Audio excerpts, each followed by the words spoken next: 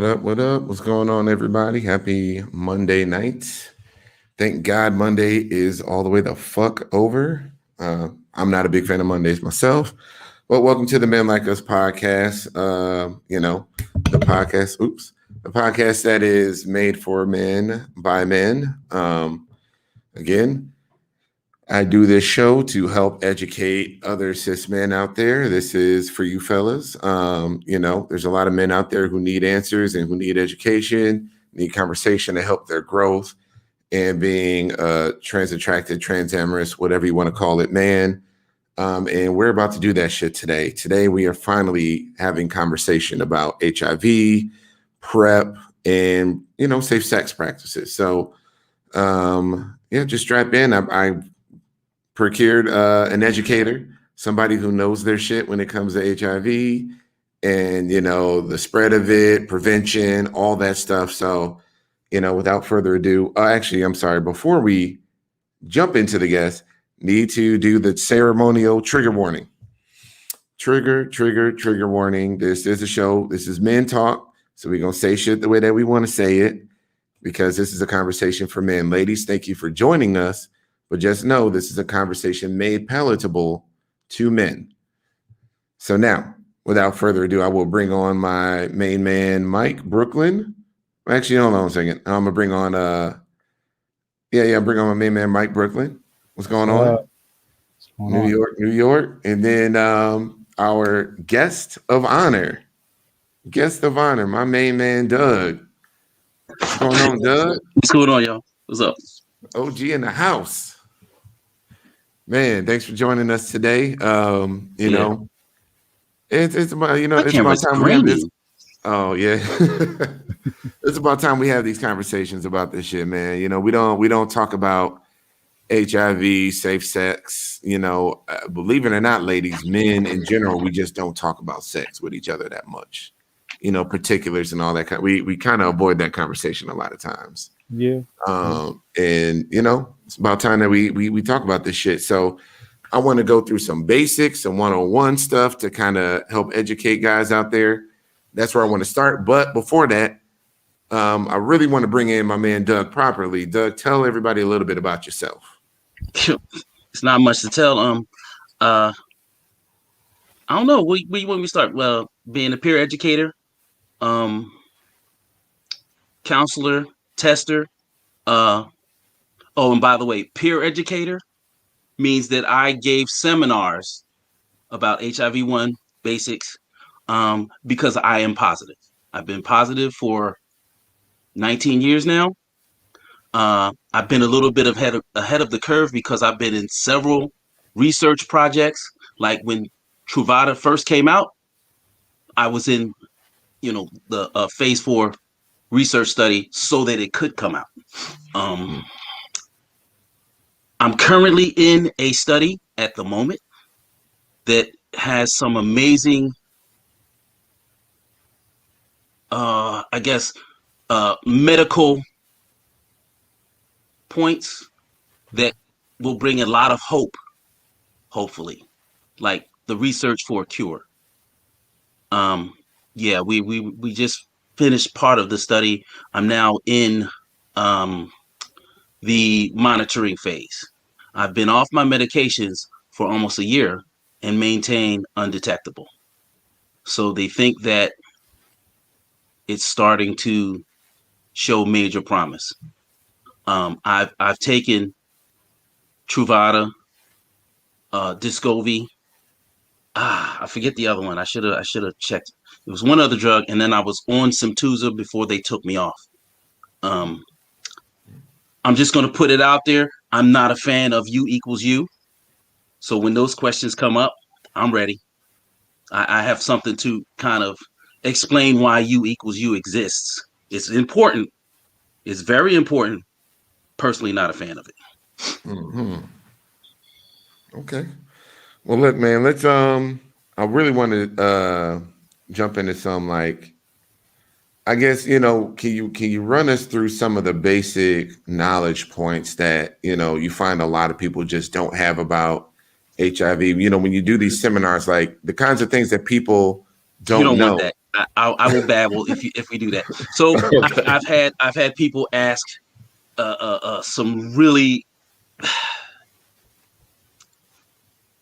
Matter of fact, don't you have some questions?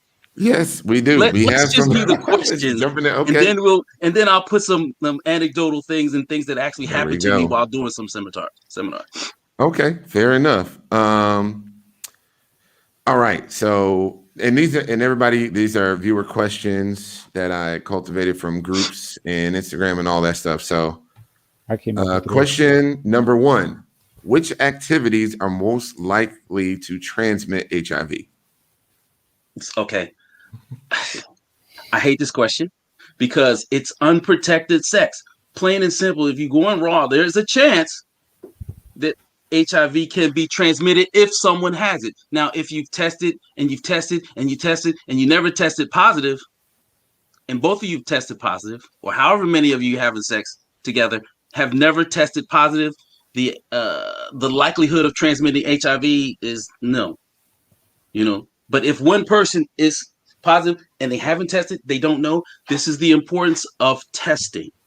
Mhm.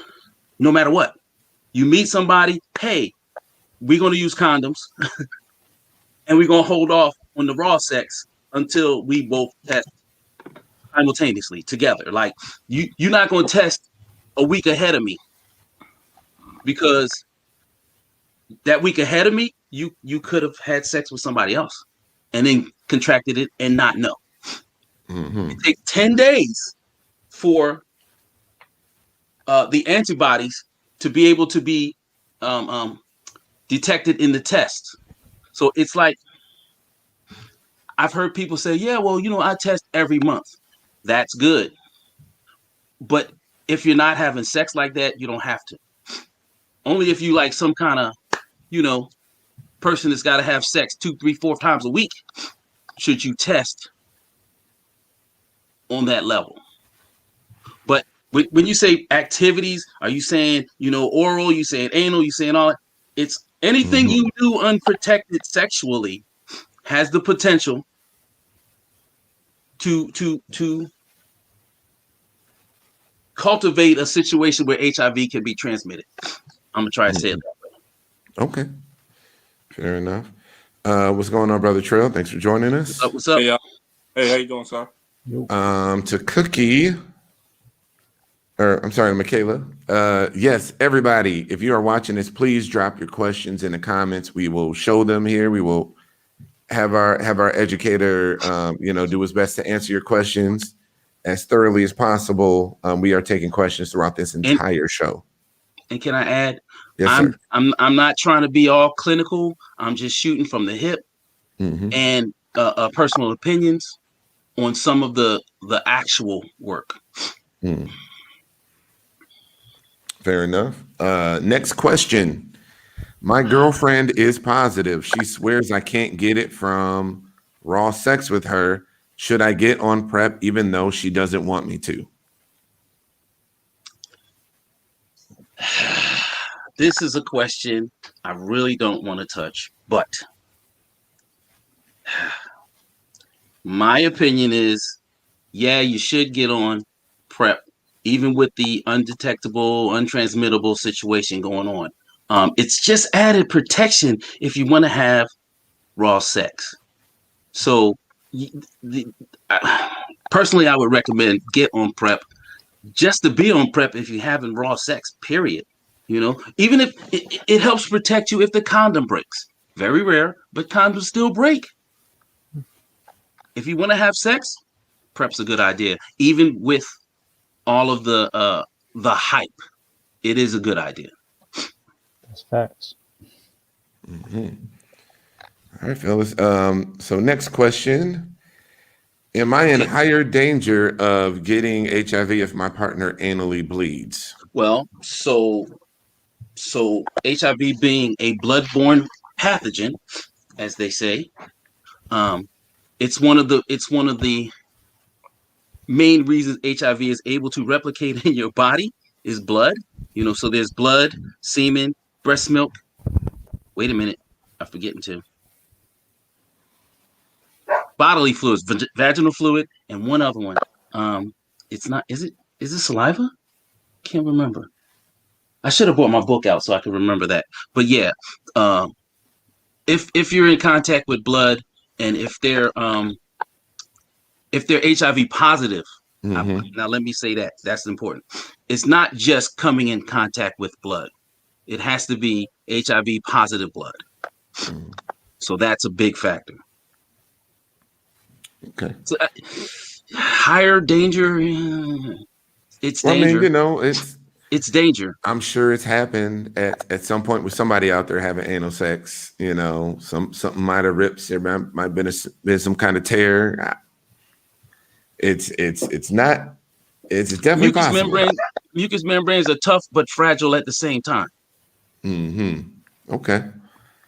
You ever brush your teeth too hard and your gums bleed? Yeah. Yeah, I've had it happen before. Yeah, that can happen because you get into pounding down there. I get it from when I floss too hard, like when I go too hard on floss, and then I might hurt myself. But damn it, sometimes that Chipotle chicken be really dry, and I just gotta. Oh man, see, here you go with this. Here you go with this. All right. So next question. Am I safer if I never swallow? A whole lot of people out there giving oral sex. A whole lot of people taking shots in the mouth, men and women. So let's go back. Let's go back and talk about what we just talked about with the gums bleeding and the blah blah blah. Okay. So it's not necessarily safer spit or swallow connection thing going on. It's so you have this this session set up, and you go, you want to freshen up, you brush your teeth, and yeah, you shouldn't get it in your mouth because you just brushed your teeth. You got.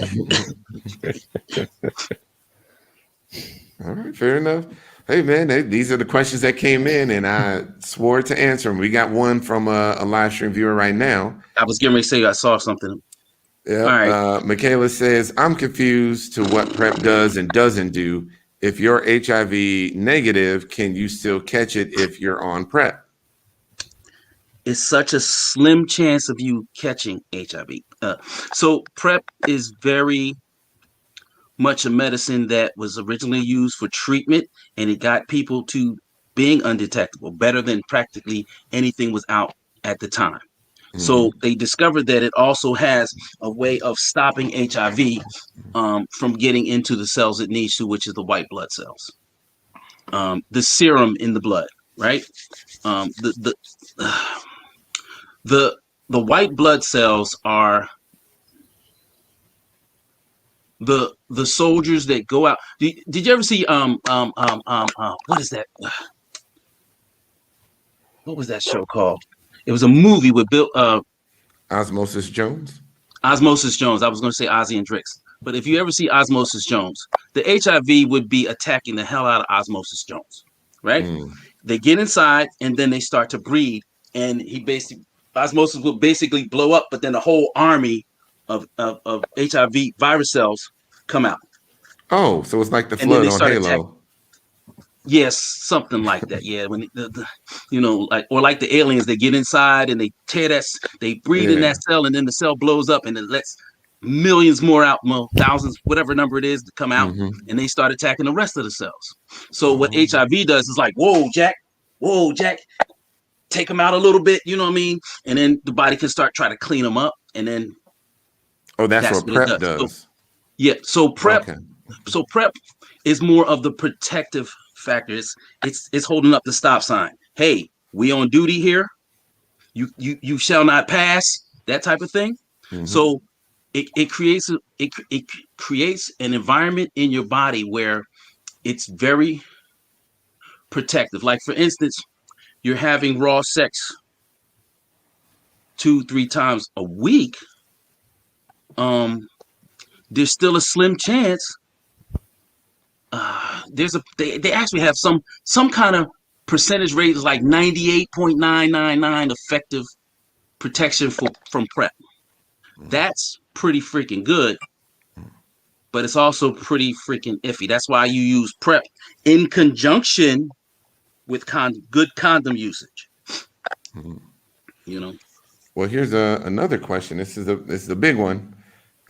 So we gotta take a little bit. I'm gonna have to take it up and take it back down. So another one from Michaela, and I have to read this for the people listening on audio.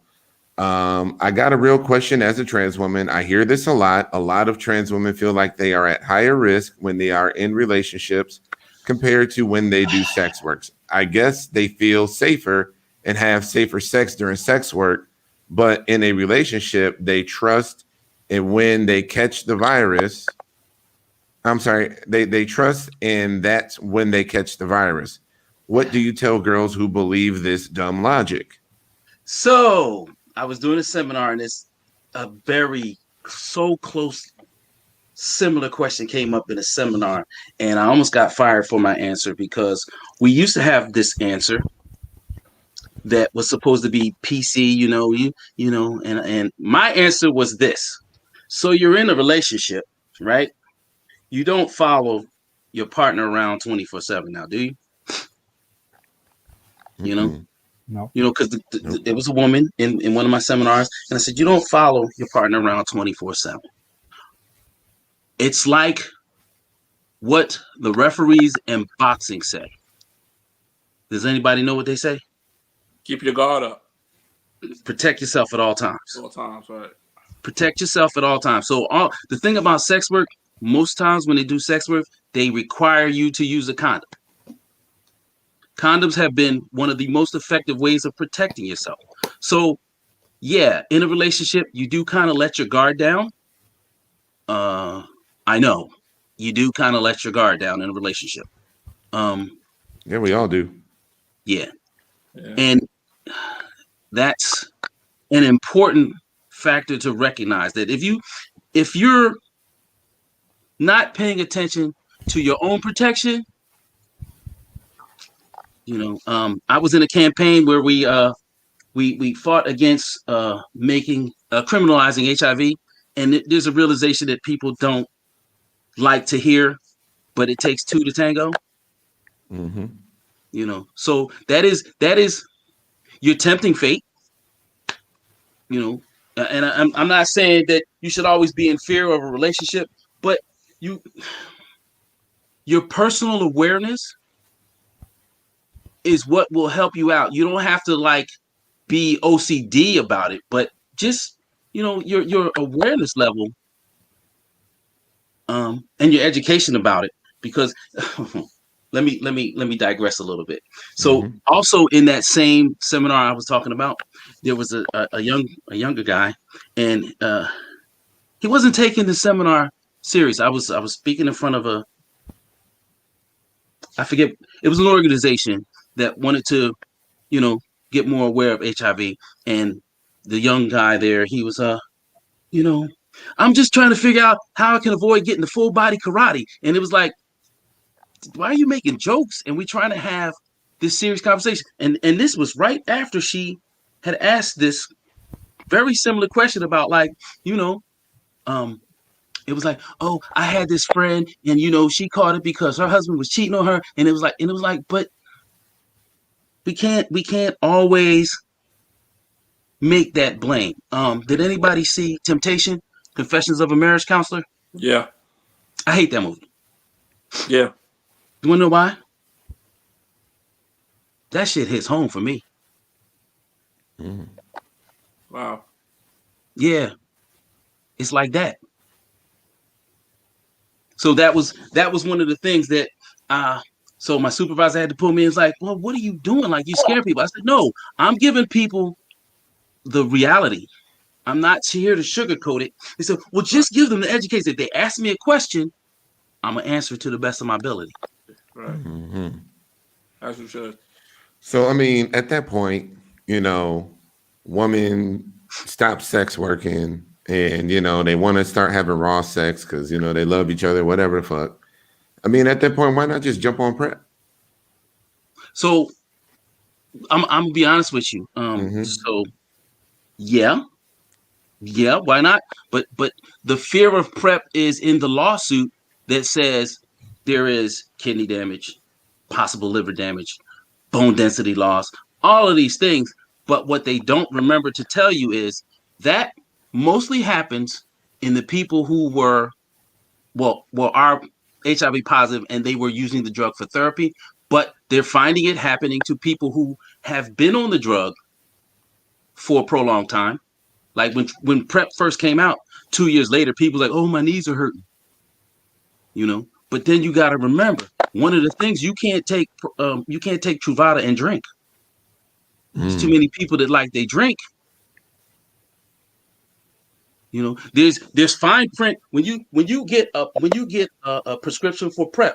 There's a piece of paper you got to read. Yep. Most people go, okay, I got it, and sign, and they didn't read it. And even if they did read it, they were like, well, what if I drink at 2 and I take my PrEP at 8? Well, that's okay. They discovered. But suppose you were drinking and you didn't stop drinking till 6:30. You didn't give your body enough time to let that alcohol, and alcohol is something that's going to cause Truvada to not work as good as it can. And this is why they came up with Descovy. Descovy is another formulation that's a little safer for your body.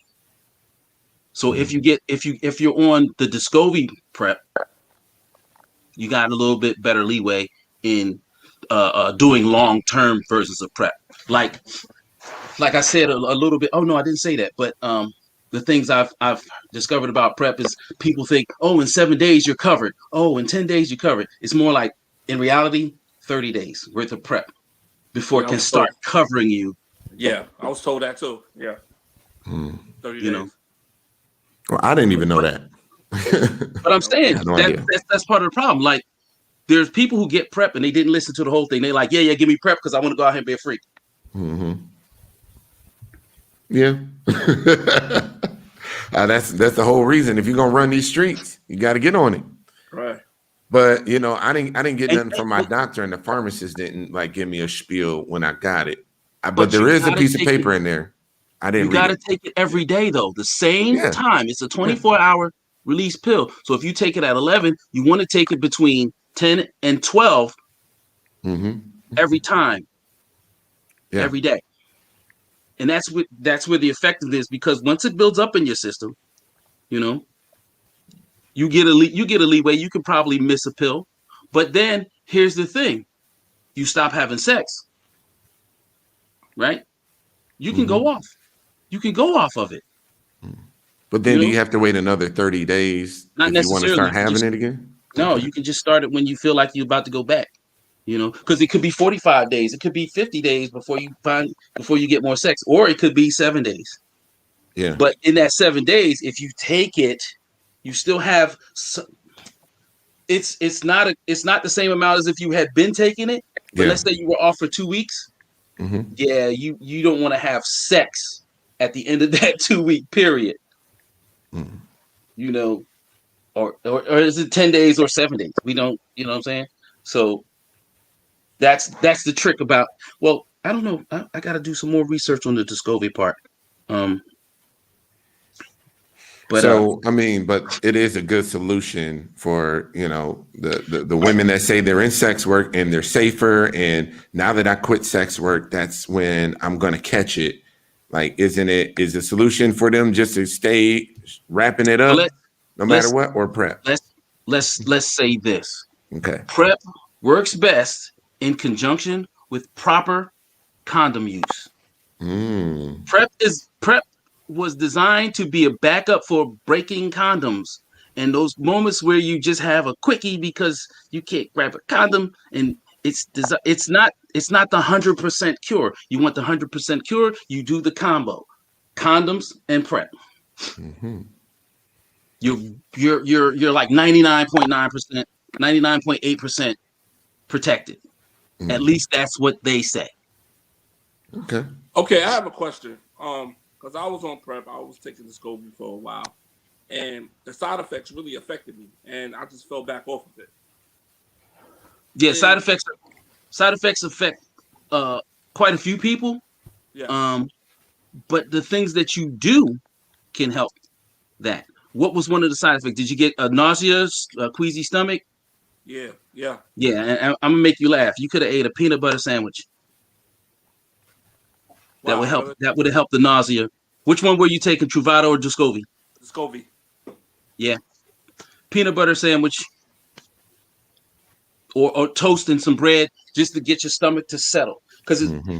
when it's breaking down, it's just upsetting the stomach, the digestion.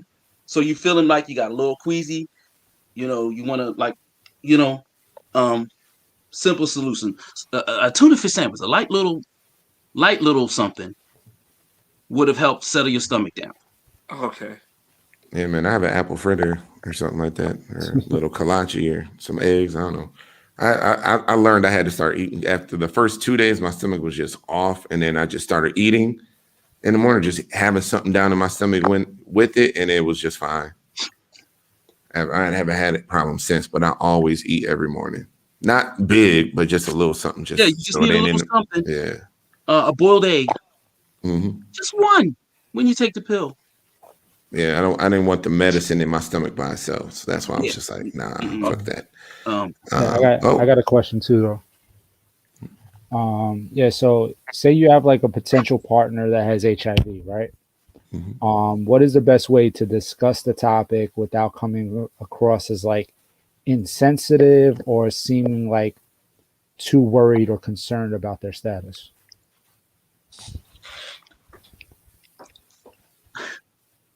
But okay, well, there's no best way. But if you're open minded and sincere enough to want to get involved with the situation, um, it's just going to be a conversation. It's going to be a real conversation. So many people have gotten uh, shameful and fearful because they are positive. That's how our world has run. But the truth of the matter is, people just okay. I'm sorry, I got distracted by my cell phone. There's another question coming up, but so there's no best way. It's a sincere way. It's an honest and open way of discussing. Like you go on a date with somebody and they reveal to you they're HIV positive.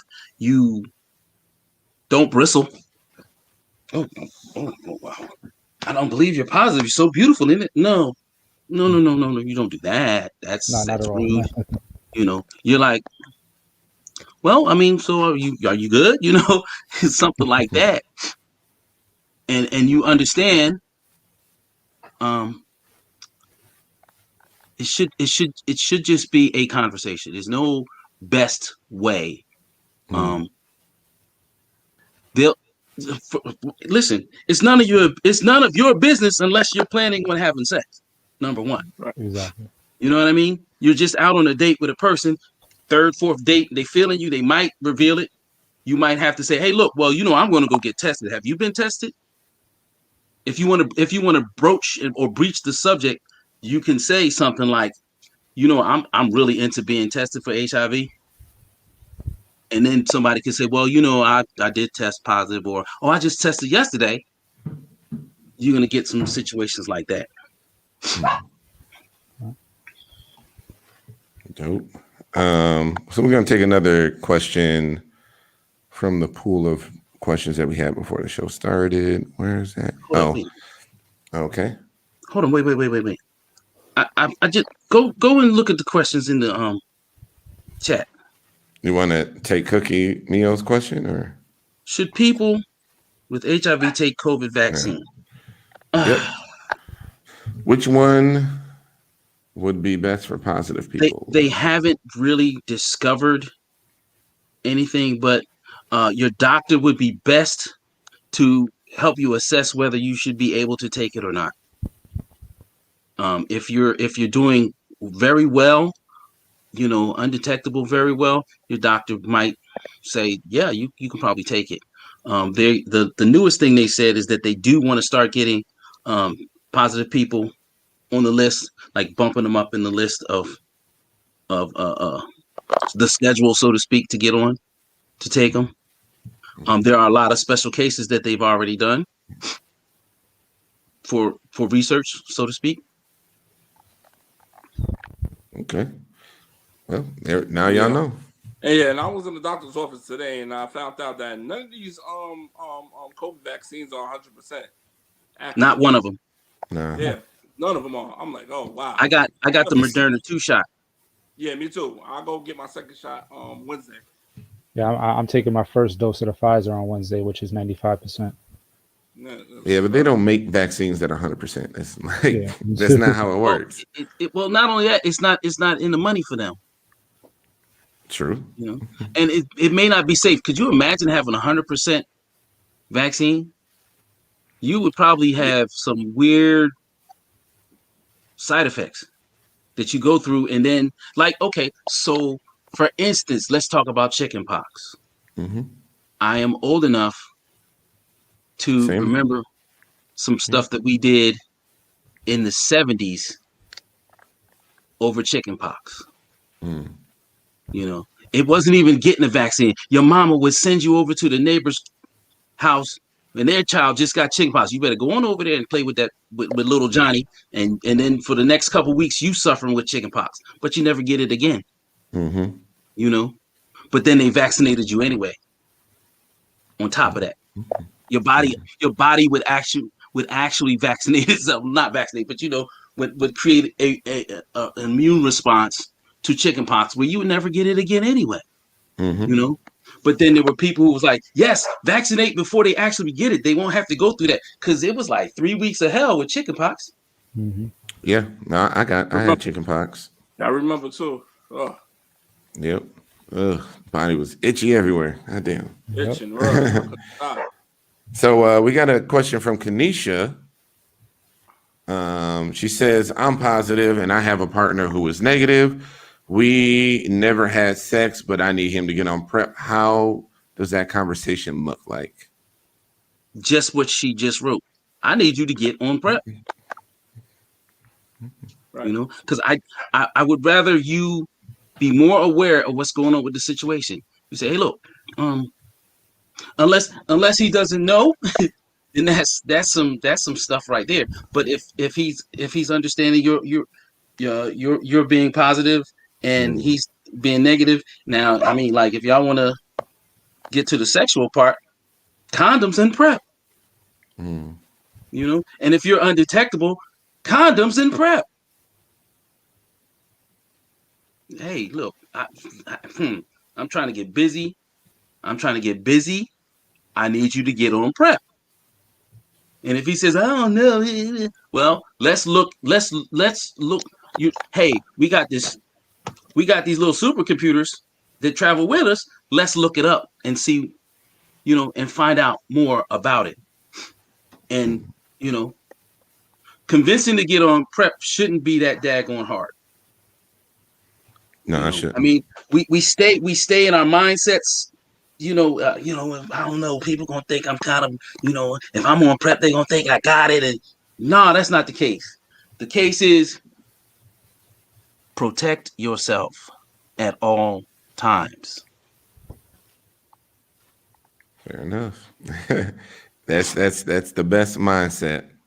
Absolutely the best mindset. So fellas, get on that shit. And don't let nobody talk you out of it.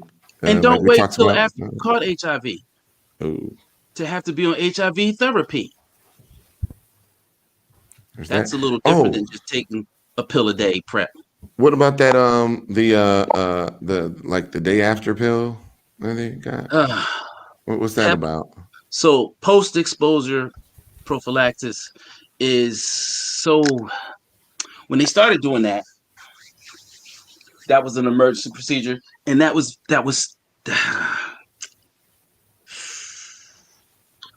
how do I explain it? It was designed to help the medical staff who may have gotten accidentally stuck by a needle. They could give them this medicine within a 3-day, 72-hour period, and it would stop them from getting it. It moved out because of things like, roofies and stuff like that, and people would be concerned that they just got date raped and they run to the emergency room and get. Right. So it's PEP, and the newer version is PrEP, pre-exposure, and it was post-exposure. Now it's pre-exposure, where it can be used as a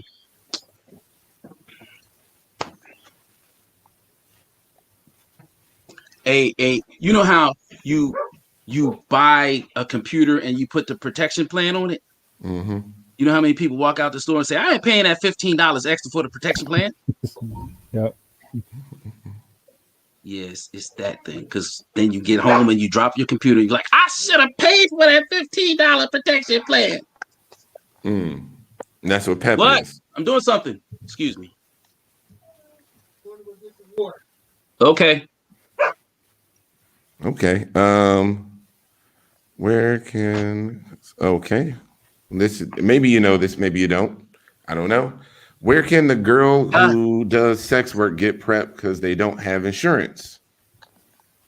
So a lot of the bigger cities have specialty clinics. They have them here. And is you that at, a Clay? place where guys can get it too? Wait, hold on. Wait. Where you at, Clay? I'm in New York. You in New York? Okay. Same here. Yeah. So y'all in New York, there's plenty of clinics up there that can help. Right. Yeah. So are those Philadelphia has places some very excellent clinics. Yeah. Are those places that men can go get it too? Like if they need help getting PrEP? People can walk into the clinics. Okay. Like LGBT focused clinics or people. When he said people, that means everybody. People. I'm talking about what clinics? Even if listen. Even if it's LGBT focused, you can still walk in. You might be embarrassed, but you can still walk in and say, "Hey, I'm a guy who has sex. I heard some stuff about PrEP. I'd like to discuss that and get on it." Mm-hmm. It doesn't matter what clinics you go to, but there are specialty clinics that will do that. Okay. And I know there's I know I've heard of from some different activists that I know that where they, well, if you need to get on it, like I know there's ways to get on it and get discounts for it through coupons or get on it for free. There you go. So I know it gets expensive if you're paying full price for it, or even if you're paying for it full price and you have insurance. I was going to say, insurance will pay if you have insurance. Even Medicaid will help you pay for it. I have really good insurance, and it was still like $80 for 2 different pills. Wait, 2? Yeah, he put me on Descovy, and then I think it was Tridecay or something. It was some other secondary. I'm taking 2 pills today. I don't know what. I just follow orders. Okay. I just said, yo, man, I need PrEP. And that ties into somebody was saying something about men don't like to go to the doctor. Yeah, I do whatever my doctor tells me. I have a great black doctor. He knows his shit. I'm trying to get him to at least see the doctor for a checkup, but the saying that men don't like to go to the doctors. Correct. I was that guy, but I learned my lesson the hard way. I was the guy, man. I don't go to the doctors, man. I was built like a brick house, like I could have been on the cover of Flex magazine, and I started getting sick one day, like I had the flu. And my mom said, "What's wrong with you? You coughing awfully hard there." My dumb ass went into the doctor. "Hey, doc, check me out for everything. I need a full physical, run the stats of everything." It's cool. All right, sit down. We're going to take your blood, blah, blah, blah, blah, blah. Month later, get the results back. I'm cool. Let's test you for diabetes. I'm like, yeah, let's do that. You didn't do that the last time? Like, no, we just assumed you was talking about STDs. I said, yeah, I don't know what I'm talking about, doc, but I need to be tested for everything. And my doctor looked at me. He said, "What are you trying to say? What do you mean by everything?" I said, everything, doc. And I said, Magic Johnson. And he's like, "Oh, HIV test, man, you should have said HIV, you can't just come in and say everything. You gotta ask for that separately. Yeah, you do. You know, that's a whole nother thing. We gotta give you this paperwork here. You gotta sign for this, and when you get it done, you know, they get on top of shit. Pardon me 1 second. I gotta go deal with my dog. She is making all this weird noise. One second. No, it's all good. Yeah, so everybody keep asking questions. Doug is an educator. He's been doing this for a minute. He knows what the fuck he is talking about. So, by all means, keep asking them questions. So let me. There we go. So yeah, please keep asking the questions because we got him here for this. So. Yeah, when you go to a doctor, you got to you have to sign some other paperwork because that don't go to the doctor. Well, go to the health department. The thing is, so I've been donating blood since I was a teenager, and I know that was always a part of it. Like, well, we'll test it for HIV, and if you have HIV, you'll hear from us. If you don't, then you won't hear from us. It's always like that's what they've been saying since I was a teenager when donating blood. It was the part when you said since I was a teenager, and then I was like, damn, I'm old. Yeah, since a little. No, I'm old because I actually remember the beginnings. Patient zero type beginning stuff from the 70s.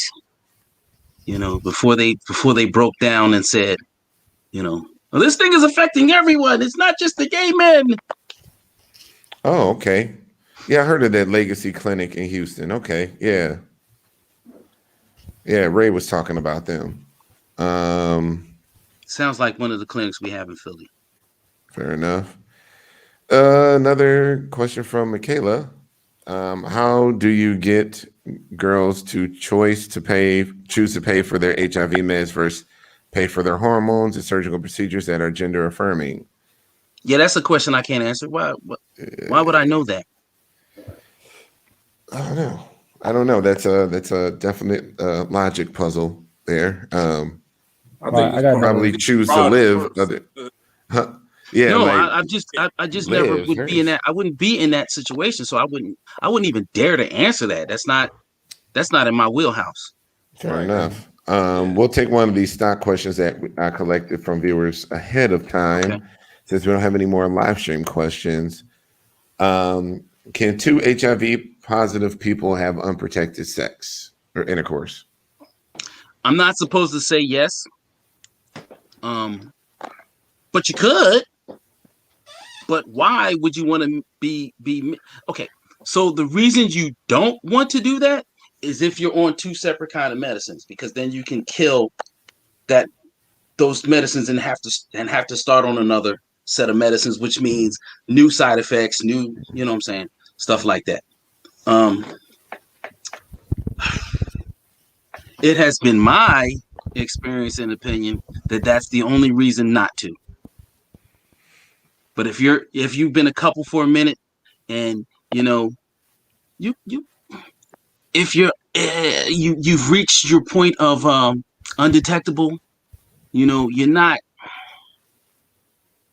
really making it worse, because HIV is HIV. There's genotypes, phenotypes that they test for, and that's how they figure out which medicine is going to work better in your system. So it's not like it's strains, like they say strains. There's two HIVs.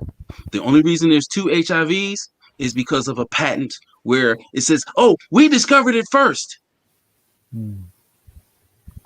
So it was discovered as a virus first in America or France. We don't know, but America, Wistar Institute, got to the patent and copyright of HIV-1. So across the Atlantic, it's HIV-2. Those are the strains. But what happens is we call these different. So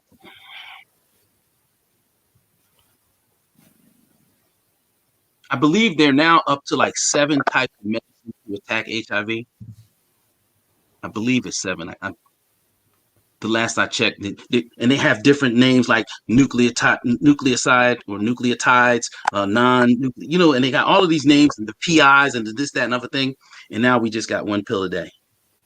There was a time when people were taking 30-something pills a day. Whoa. You know, to maintain a few extra years of life. Now you got people that's saying, hey, I've been positive for 30 years. I've been positive since day one, but I took good care of myself. When doctors told me I needed to be on medicine, I didn't hem and haw about, I don't know what the medicine's going to do to my body. Give me them pills, doc. I want to live. Mm-hmm. You know, the new attitude is a lot better than it was circa 1985, 86, 87, when it got super bad. Okay. So I mean, speaking about, beliefs and changes and all that stuff, we'll just jump ahead to this other topic that I know is not your favorite topic to talk about, but it was explained to me, and it's explained to me by a lot of people. Undetectable equals untransmittable, and that's like a law of the land. And like, well, I'm undetectable, so we can have raw sex, we can do this. Like, we're totally safe. I'm not going to pass it to you because I'm undetectable. And I've had sex with plenty of people, and I've never given it to any of them because I'm undetectable. And it's like, it is this belief that this is like in stone what it is, and we can kind of relax our safety measures. We can kind of just enjoy each other. All right, I'm gonna tackle this. So tell the truth, keep it real, and let us know. The campaign of undetectable equals untransmittable was really designed to help people who felt as though they couldn't take their pills regularly scheduled. When they test you, if you're positive, when they run the test to give you what your labs or your numbers, that's just a small sample of what your blood is doing with the HIV in it. So there's a sample of your blood.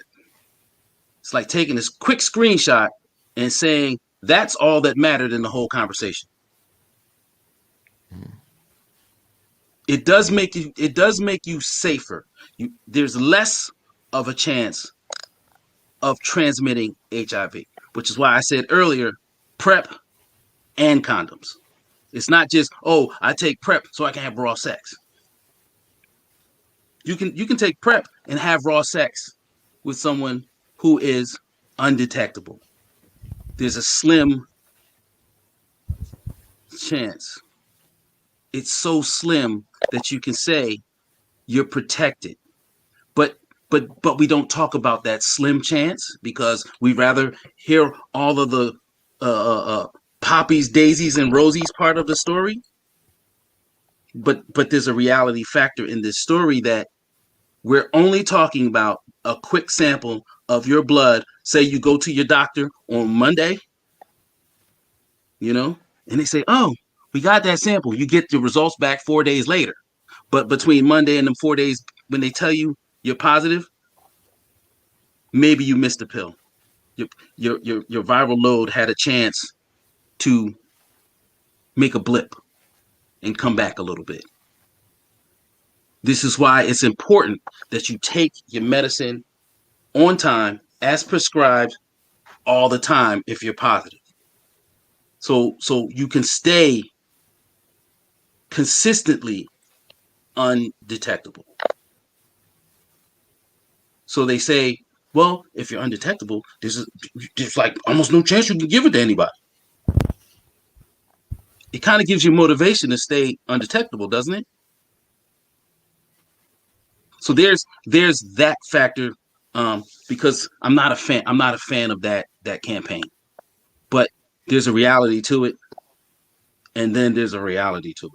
So as long as you are consistent with your meds,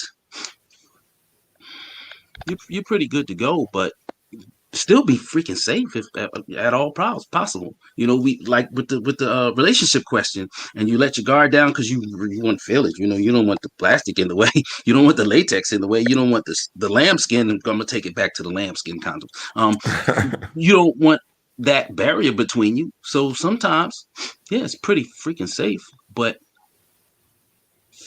you're taking a chance on the safeness of it. But you okay? It's like this. Will you stick your hand in a beehive without a protective glove on? Hell no. Yeah, you know. Wait, yeah, and Liz was like, yeah, there's a whole bunch of other STDs you could get too. You forget about that. Who wants herpes? What Eddie Murphy said, that shit's like luggage. You know, you don't want the other stuff too, because some like, come on, be safe. Like, don't you enjoy feeling healthy, even though you have these little mini micro monsters trying to fuck you up from the inside? But you can still feel freaking healthy if you take your meds properly, if you do what's being recommended by the whole world science community. Hey, do you like having sex? Prep it the fuck up then. If you're negative, if you're positive, take your fucking medicine like you're supposed to. Oh, I had to take a break this weekend, man. I got tired of taking this one little pill. I took it Monday through Friday. I'm gonna take a break Saturday and Sunday because I want to go out and party. Well, party at your own risk, you know. Yeah, but I think the issue really comes in with these like some people commented earlier. It's the relationship. We love each other. We want to go raw. We want to do this, and this, and it's just like. I looked at my phone. Vegan? Why? Doesn't matter. I mean, vegan's good for you, but it's not gonna. The question from Michaela is: if you are HIV positive, should you go vegan? On-demand PrEP does not exist, Monica. Sorry. Can you explain on-demand PrEP? Yeah, that's a thing where people just be like, "Oh, I'm gonna take PrEP and go party." Oh, I'm gonna take PrEP for a week so I can have a freak session at the end of the week. But when they give you PrEP, they give you a 30-day supply. You know, and if you special case, they give you a 60 to 90-day supply. You know, and it's to be used every day, the same way as if you were in therapy for HIV. You have to take it for it to be effective. You know, especially if it's Truvada. Now, if it's Descovy, you might have a day or two leeway of not taking PrEP. Or like a 1-a-day multivitamin, pretty much. You're not going to get the effect of it if you don't take it once a day, every damn day. You know. Oh, wait a minute. Let me pop this Flintstone real quick. Dun, dun, dun, dun. No, it's not gonna. It's not going to do it. You know. Yeah, and I mean, it's just one pill a day. Like, yeah, but wait. Let me go back to the on-demand thing. Like, people hear what they want to hear. I think I was asking you about that 211 or whatever. Yeah, something like that, right? Talking about. And people hear some things from their doctors, and they somehow in their brain mix it up. You know, one time my doctor told me some stuff, and I was like, "So you mean to tell me that?" And he said, "Wait, when did I say that?" And I was like, "You're right, you didn't. I just made that up in my head." You know, because I was trying to connect the dots before you even finished your sentence, Doc. You know, yeah, but PrEP takes some time to actually fortify your system enough to be, you know, protected. Like I said, I have heard people like, yeah, I took PrEP over the weekend and then went to a sex party on Monday night or some shit like that. Doesn't work. Wow. But no, man, that shit gotta go get into your system and really like dissolve and play a role in. So yeah. you can't do that. I don't know that. And it I takes mean, that 30 days to get to that 98% efficacy rate, right? Right. usually people like, Okay. oh, well, my doctor said in 7 days I'll be cool. I'll be cool. Okay, if you want to believe that, but it takes 30 Yeah, days. I had a lady doctor tell me 10 days. I go See, to I've heard the 10 days too. yeah, lady doctor told me 10 days. I But went to his the other one. company Gilead, the company that makes Truvada and Descovy, read what they tell you. Okay. Yeah, because then I went to the doctor. This dude, the male doctor, told me, he said, "Nah, it's gonna take about 30 days for it to really work, to really to be effective." And I It said, "All starts right." work. Wait, it takes 7 days for it to really start working good. And the 30 days is when you reach that 98 point something, 98.8 percentage of being protective. That's why it's not just take PrEP and buck wild raw dog and orgy eyes. Orgy eyes, that's not a word. Orgy, you know what I'm saying? And you doing all this freaky stuff. You put a condom on, man. Like in conjunction with taking PrEP. You know? And then you get a relationship, you get a little comfortable. Yeah, you cannot use the condom because you got the PrEP backup. You know, you're a little safer with the PrEP backup. So that's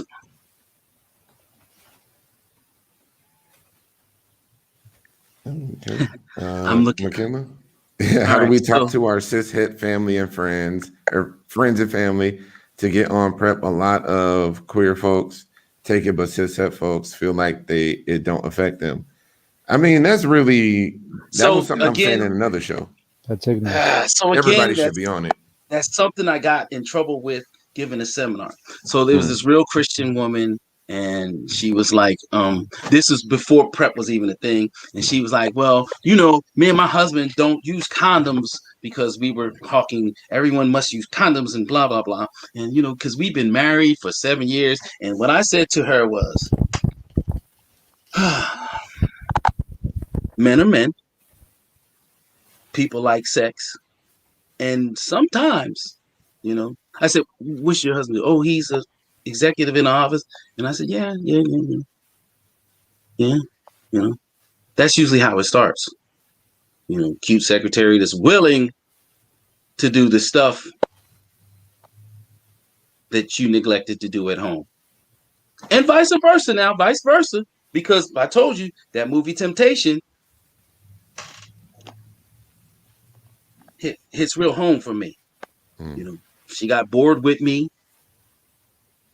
and went off and did her thing, came home like nothing happened.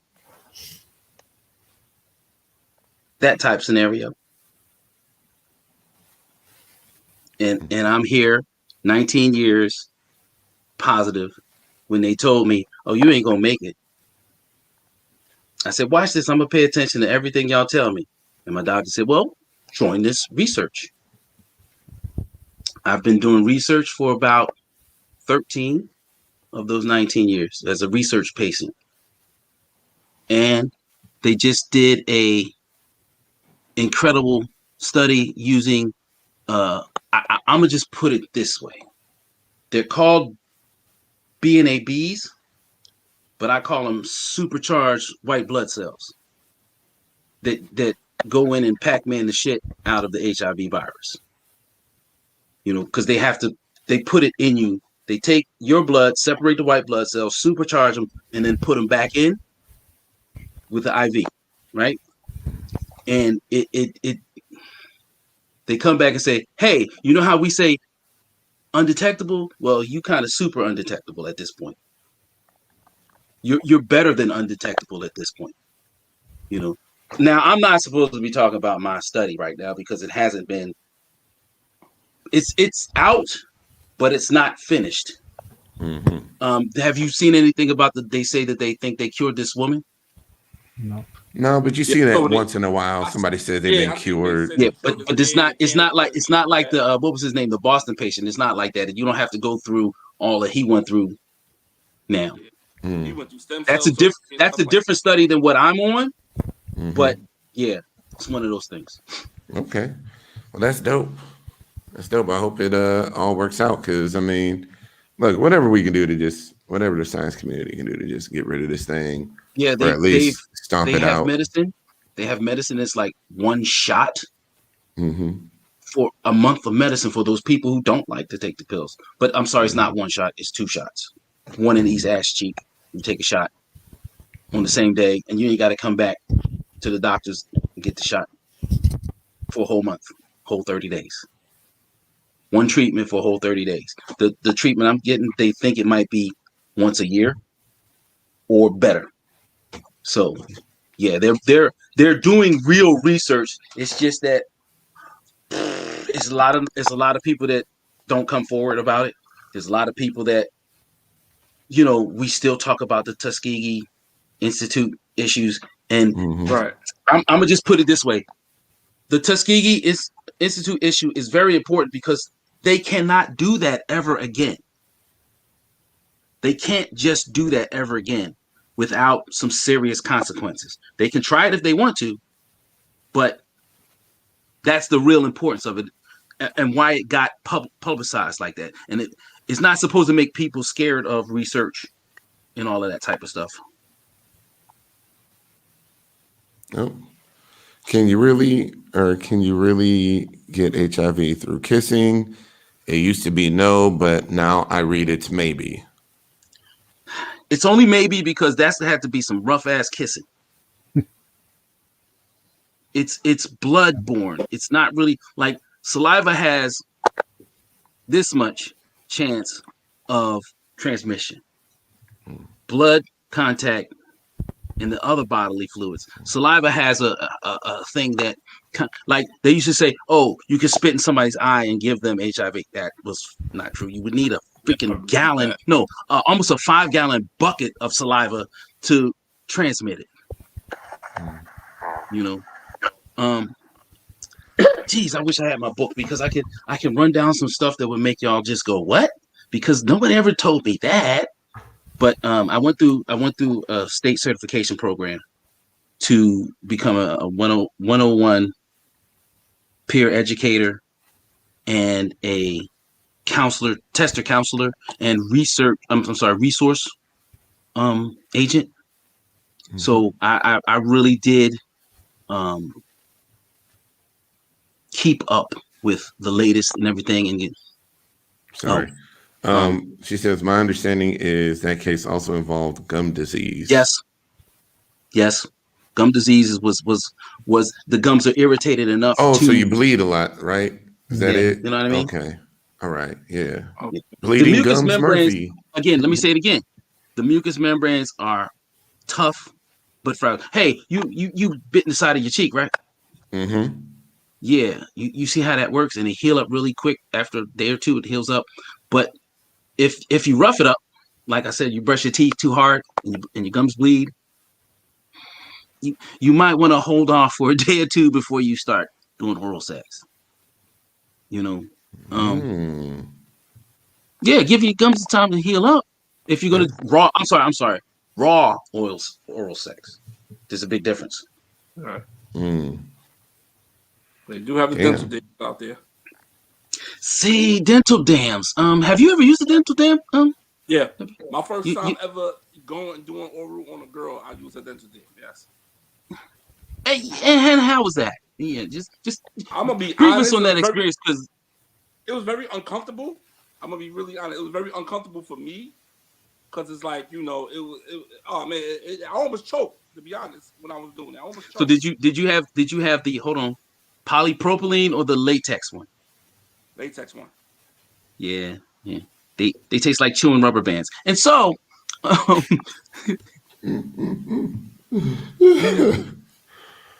Yeah. And the polypropylene, you got that crinkle that happens all the time. That little crinkle that goes. It's like, you don't want that. Just, okay, I can't get a rhythm. This aluminum foil plastic wrap noise is irking my spirit. Anyway. Very uncomfortable.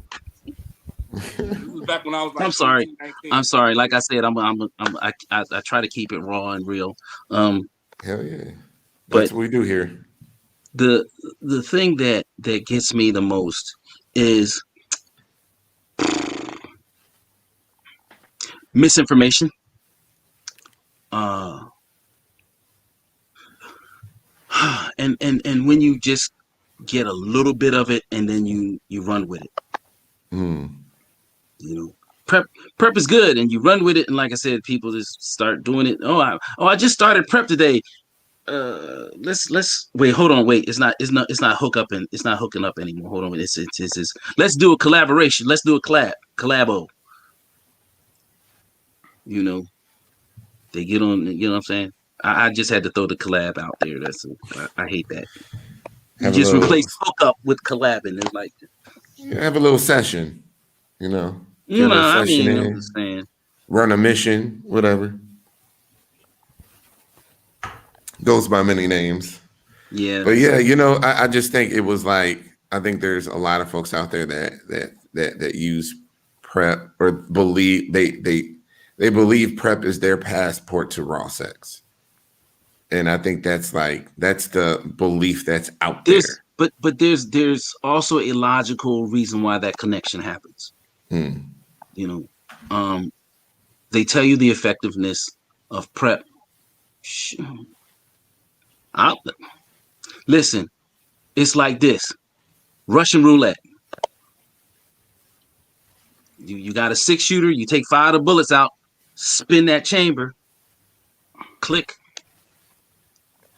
You got 5 times. You know that it's not going to happen, but you never know when that one. If you try that 6 click, might be that time. Might take 7. You know what I mean? But there's a level of protection that allows the brain to make a connection. I can raw dog today because I'm feeling kind of safe. I'm on the PrEP. Well, I'm extra safe too because my partner is undetectable. I can snatch this thing off and throw it to the wind like a graduation cap and have a ball.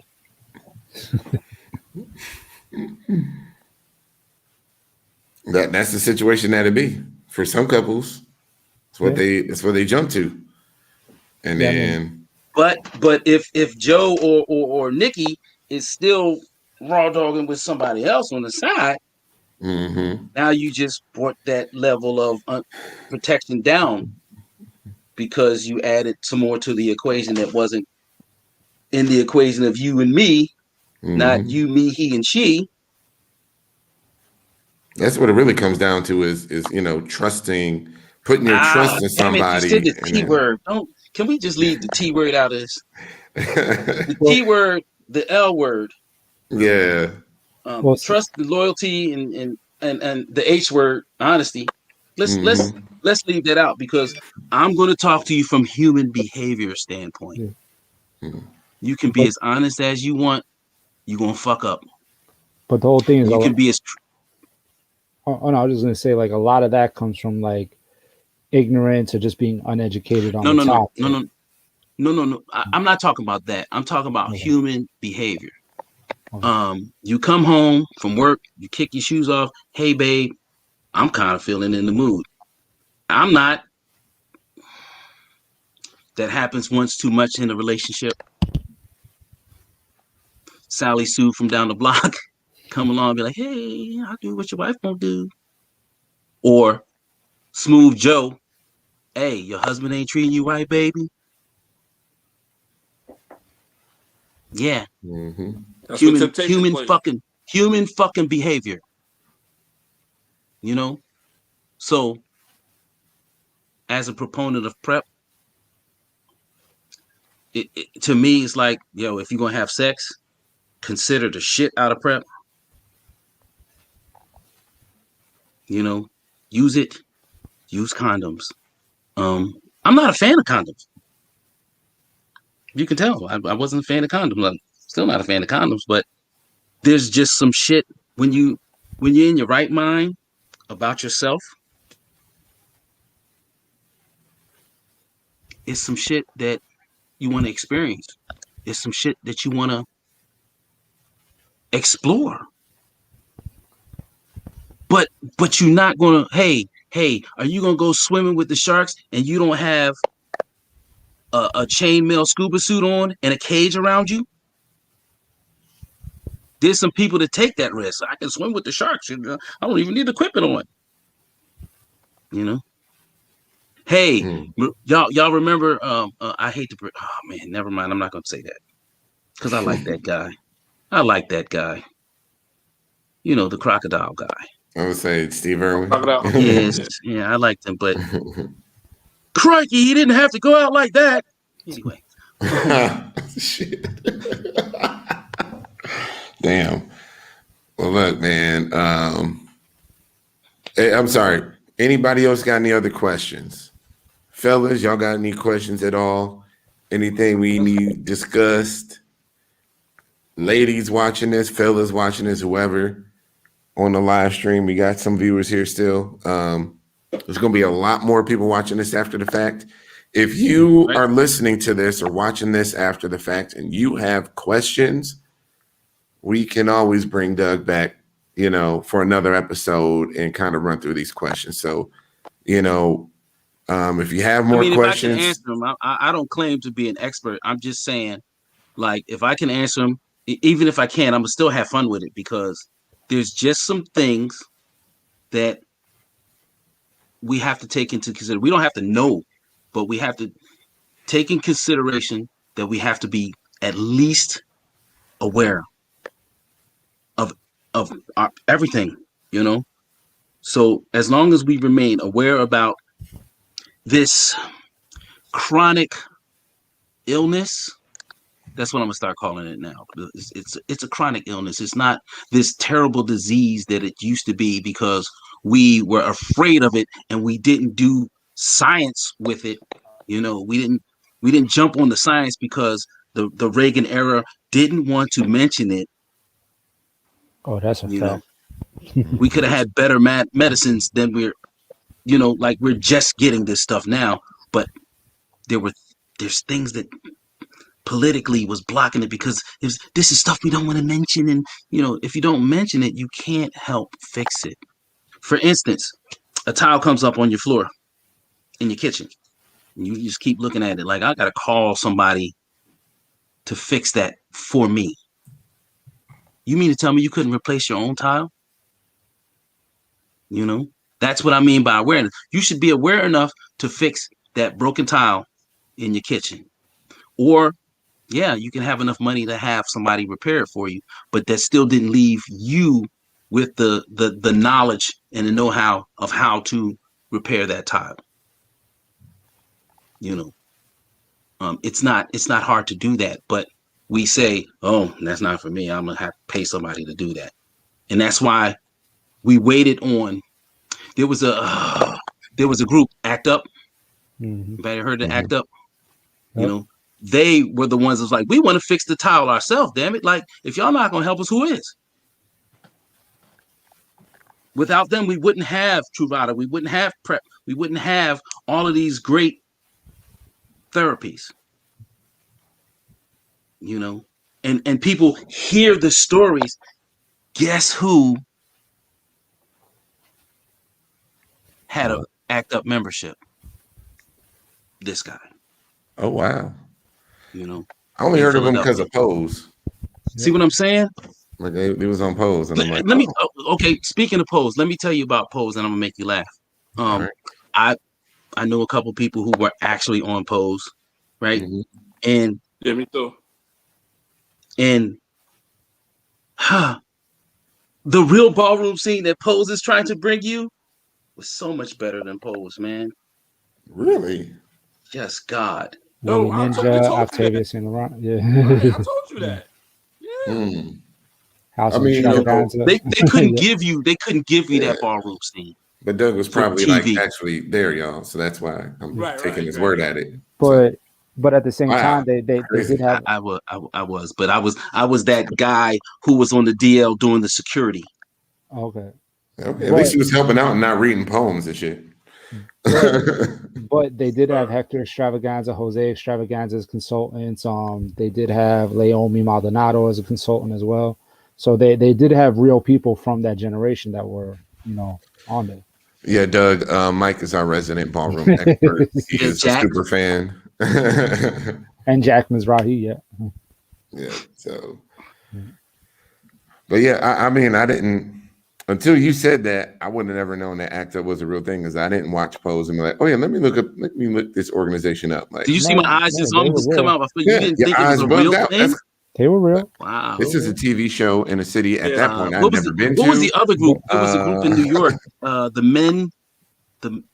Wait, the New York group. Oh my goodness, where like Harvey Milk and them came from. HMI? It might have been that, yeah. No, it was before that. It was before It that. was before HMI? I know Yeah, about, I'm gonna look it up. what's the name? It was like the Gay Men's Health Conference, GMHC or something like that. I can't remember what it was, but it was they were really good because they had like 3 or 4 lawyers on their group and all that sort of stuff, and they would Yeah, they were really cool. but I think they have a movie about them too. I think they did a whole movie about them. Yeah, about them or him? Because I know he had a movie. Yeah, it might have been about him. Yeah, because they even got something here in Brooklyn called the Brooklyn Men Connect. Brooklyn Men Connect came from the group I'm talking about. Oh, for real? Oh, wow. Yeah, one of the members of the group I'm talking about went and formed something like that. It's a long story, but there was a movie. It wasn't and the band played on. It was something else. Yeah, but the scene in Pose about the St. Patrick's Cathedral protest, like that was a real protest. Like, that was a very real protest. Yeah. Yeah. Yeah, it's just all right. It's interesting to me. I'll be 53 this year. And seeing the things that Pose was doing is amazing because no one like voguing was kind of considered a joke on breakdancing when I was coming up. Yeah. I was just sort of a variation. Yeah, I heard that too. Yeah. I was one of those people who I didn't believe in DL or anything, but I was actually living like I was DL because I was just a guy. Just a guy. But I hung out with everybody, and I was like, no, that's not me. No, I don't fuck around. That type of stuff. But I'm hanging with people and stuff, and I have to take a phone call. Let me mute this real quick. This is not. How do I mute this thing?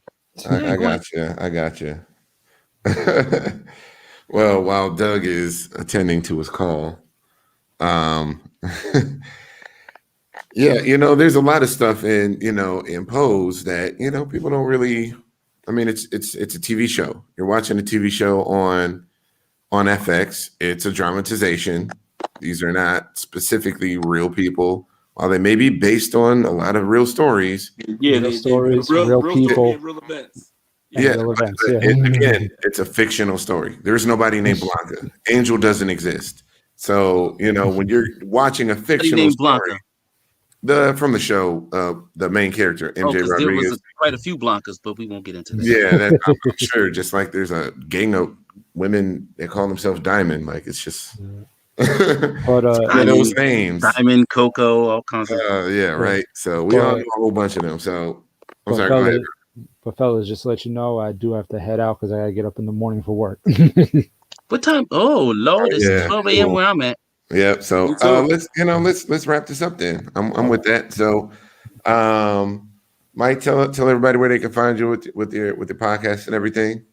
Yeah, my bad, everybody, that I have a job I gotta get to in the morning. But yeah, you can find me on Twitter at Mike Brooklyn. I host the Real Talk podcast. It's on all the major streaming platforms like Spotify and everything. And yeah, I mean, you'll catch real discussions, real opinions, and real motherfucking talk from it. And I do appreciate you guys having me on here tonight. All right, Brother Trail, where can they find you, man? Yes, man. King Clee Trail everywhere, all platforms, Facebook, Twitter, Instagram. You can hit me up, ask me questions. I do not mind. I am an open book. I do not mind having a conversation. Okay? Just come correct. That's all I ask. That part. Doug, where can they find you, bro? Nowhere. I'm not a media mogul. I have a Facebook page. I'm in a couple of Facebook groups. That's about it. Yes, Doug is just a guy. So yeah, like questions come into this group, into the men like us tribe. That's where you can reach me at. All right, all right. Yep. So, fellas, Men Like Us Tribe, that's a group for all of us to support each other. By all means, join it. If you have questions, you need people to talk to, X, Y, and Z, we are all there to support each other. So, by all means, join the Men Like Us Tribe Facebook group. Also, you can find me on Clubhouse at MLU Chris and at Big Texas Chris. Got 2 different accounts. We have some really dope conversations on there. It's definitely more of a mixed crowd, but please join us. Follow me on there and take part. Also, if you have more questions around PrEP and HIV, whatever else, DM those questions to Facebook and Instagram. It's Men Like Us Podcast on both platforms. Also, I didn't spell that right, but subscribe to the YouTube channel, please. And then please share this video on Facebook. Spread the message. Doug showed up tonight and he dropped some knowledge. So by all means, Yeah, I was supposed to come on the other night, but yeah, it's all good. Issues. Appreciate you, Doug, for real. Yeah, thanks for coming through, man. Thanks. But yeah, everybody share this video, share the knowledge, spread the knowledge, especially ladies, spread the knowledge to the men that you know. Y'all know plenty of niggas out there. Share the knowledge to the brothers because they need it. So share the knowledge to them, share it to your friends, all that shit. So with that, we are out, and I will see y'all next time on the next episode of Men Like Us Podcast.